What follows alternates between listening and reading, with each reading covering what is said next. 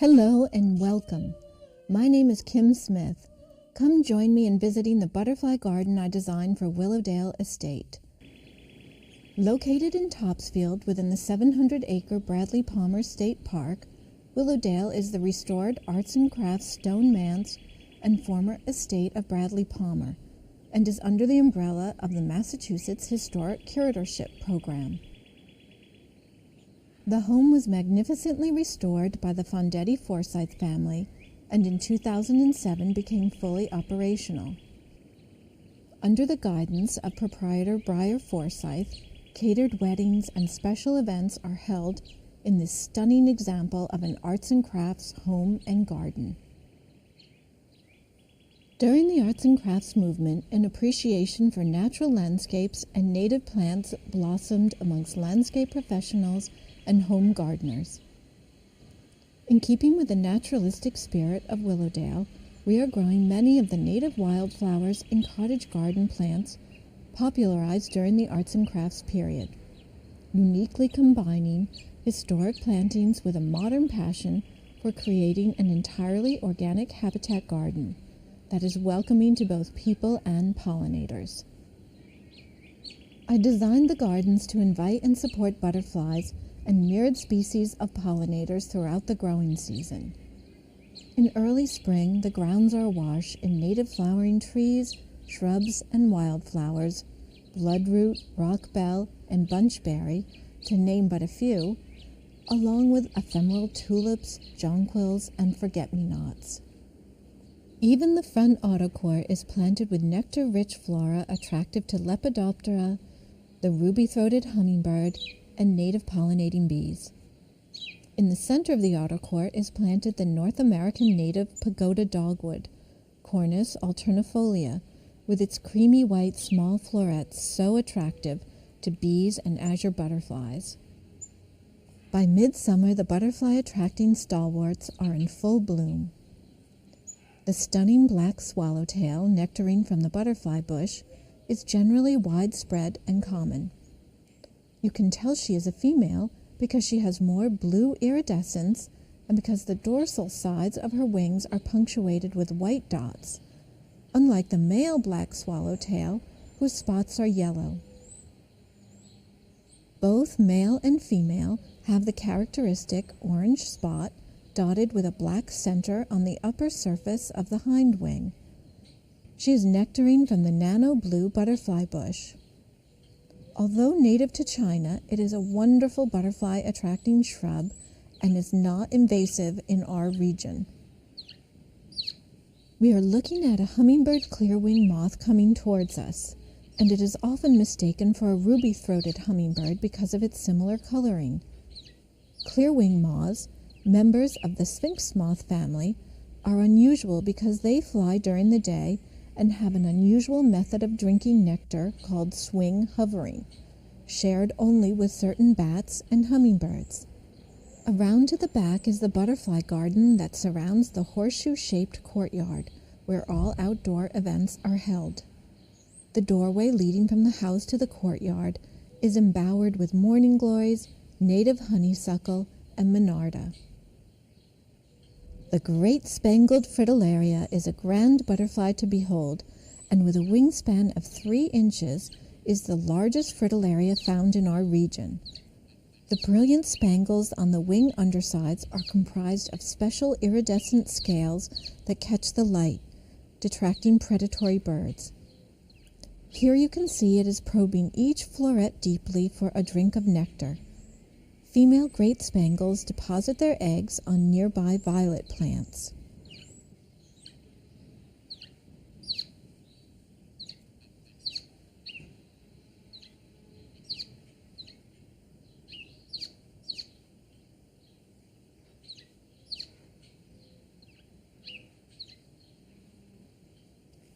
Monarda didyma, commonly called bee balm, is a member of the mint family and blooms in shades of pale pink to ruby red, and is highly attractive to bees, Lepidoptera, and hummingbirds. The snowberry clearwing moth, often mistaken for a bumblebee because of its similar coloring, takes its name from the lovely snowberry bush, with charming popcorn-like fruits. The foliage of the snowberry bush is just one of the caterpillar's food plants. Wandflower, or whirling butterflies, Gora lindheimeri, is another favorite flowering plant for members of the sphinx moth family. Coneflower, Asclepias incarnata, ice ballet, and salvia make a wonderful bee and butterfly attracting trio.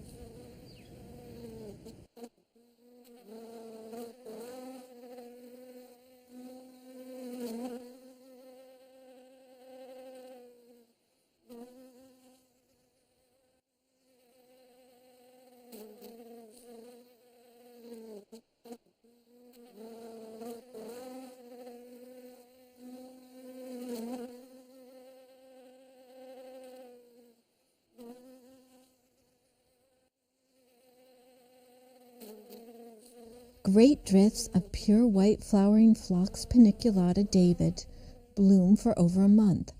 The butterflies and clear-winged moths drink nectar from the individual florets of the big blousy blossoms.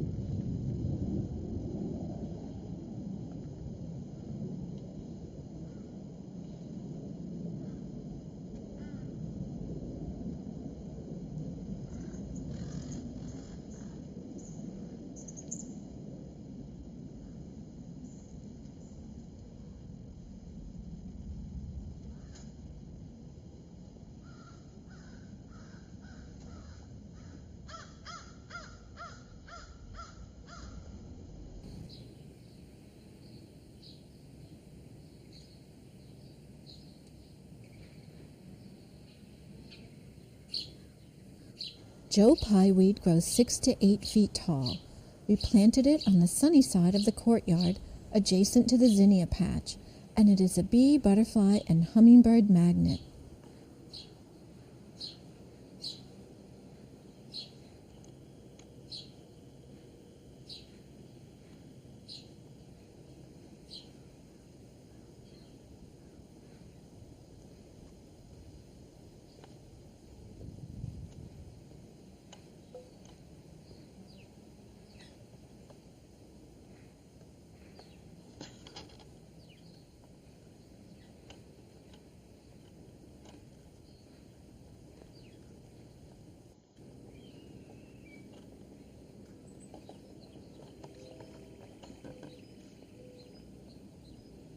The zinnia patch at Willowdale is near and dear to everyone for its cheery array of colors and because it attracts a bevy of pollinators. The yellow sulfur butterfly and the spicebush swallowtail, and the monarch butterfly, to name but a few.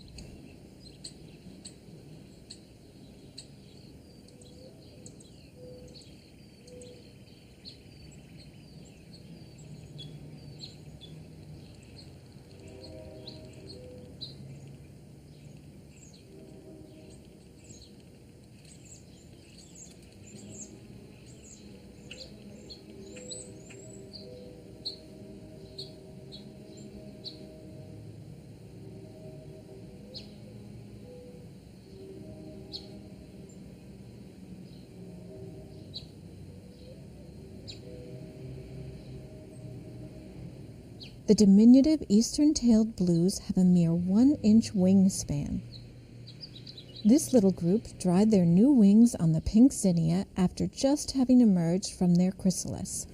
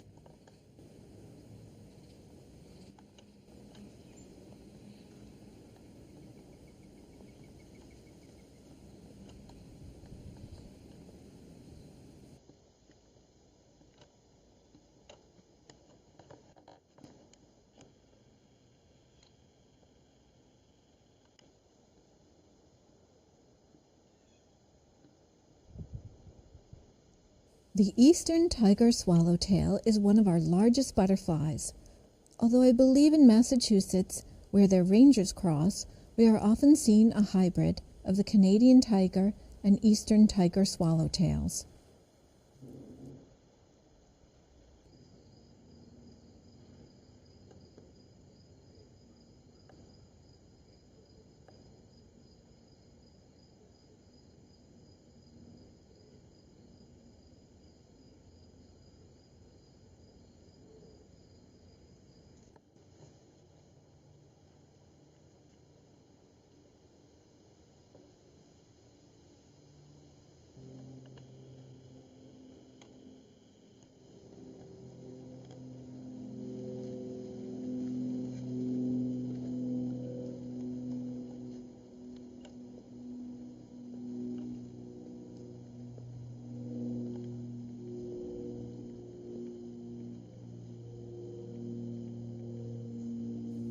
The spicebush swallowtail is nectaring at Penstemon, and it takes its name from the wonderfully fragrant spicebush shrub.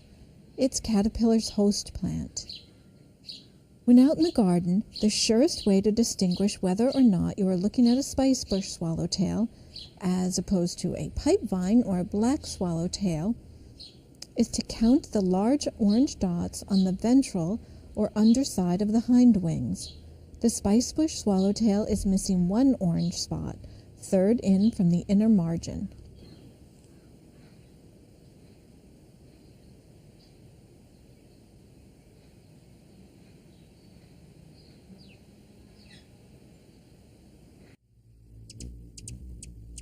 A hummingbird's diet is comprised of nectar and insects.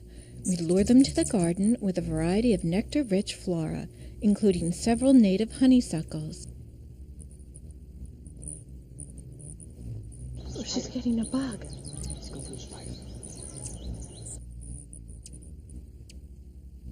Lonicera John Clayton has creamy yellow blossoms, and Lonicera Dropmore scarlets are carmine red on the outside and tangerine colored on the interior of the blossom. Some of the wildflowers we are growing at Willowdale were planted specifically to attract early northward migrating hummingbirds, and they are dwarf crested iris, or Iris cristata, Turk's cap lily, Lilium superbum, rhododendron ribbon candy, and honeysuckle azalea, Rhododendron viscosum. A pair of cabbage white butterflies are mating in the Native American flowering dogwood, Cornus florida.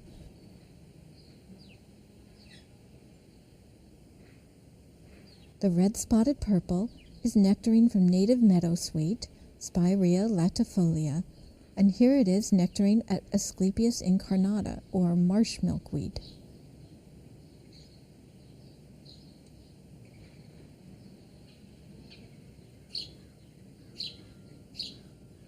The spicebush swallowtail is drinking nectar from the rose mallow. All the darker butterflies we have been looking at have evolved to mimic the highly toxic pipevine swallowtail, which is nectaring at phlox. Coneflower and crimson-eyed rose mallow. Rose mallow was a very popular planting during the arts and crafts period.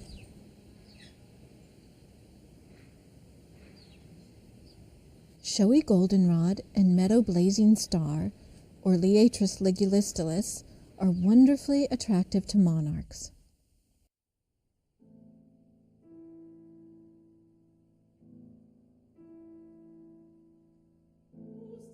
Monarch caterpillars attach to the ribs of common milkweed, Asclepias syriaca, and then the perfectly formed chrysalis.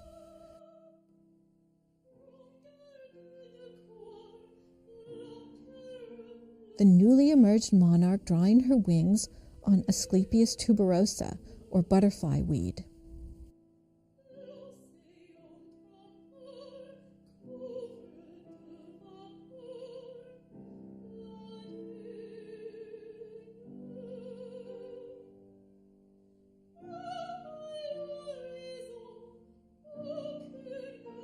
Rudbeckia autumn sun mixed with coneflowers and verbena, late summer in the butterfly courtyard, and the New England asters are in full bloom.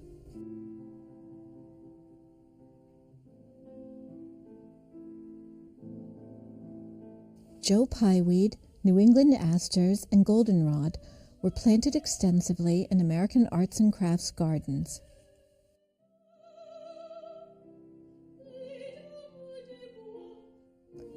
Painted lady and smooth aster, bees and swallowtails nectaring from the New York ironweed.